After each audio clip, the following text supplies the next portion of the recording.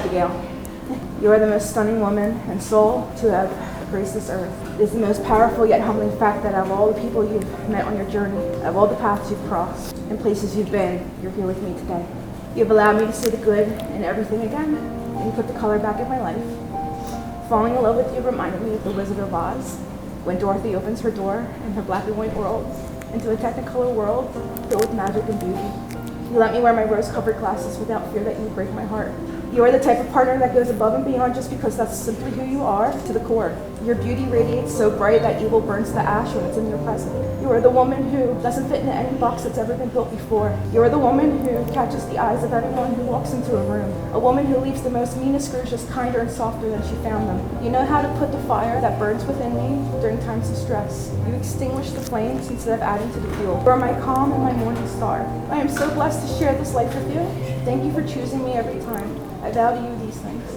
I vow to always work on my best self, because in order to pour into our cup, I must make sure mine is full. I vow to share my happiest days with you as well as my worst. I vow to be your strength when you no longer can be strong.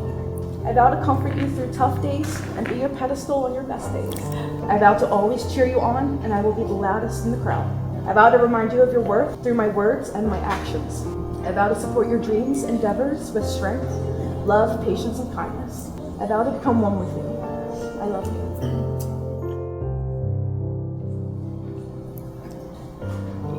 You call me the brainiac.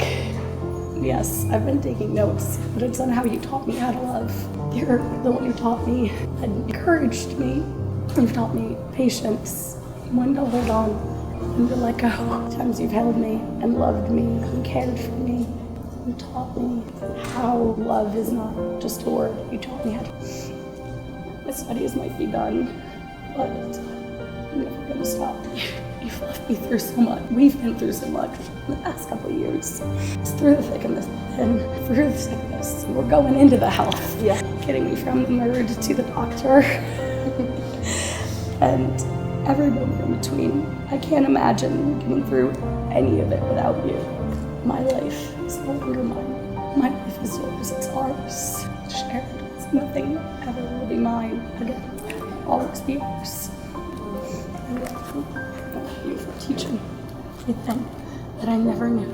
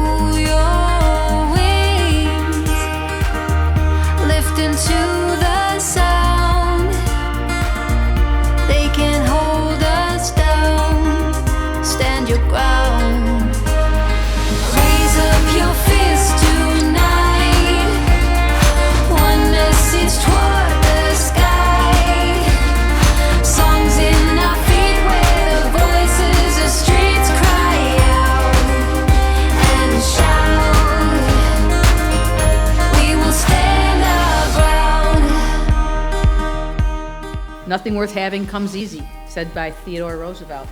Life isn't fair. Marriage is seldom 50-50. Sometimes it's 90-10, not in your favor, due to circumstances beyond your control. Be gracious and patient, and there'll be times when you are the taker and not the giver. Be there for each other.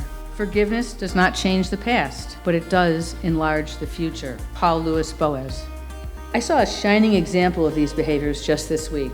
With the stress of the wedding coming up, harsh words were spoken, grace and forgiveness was promptly given by both, and Abby and Trez carried on with smiles and love. You got this, girls. Raise up your fist tonight. One message twice.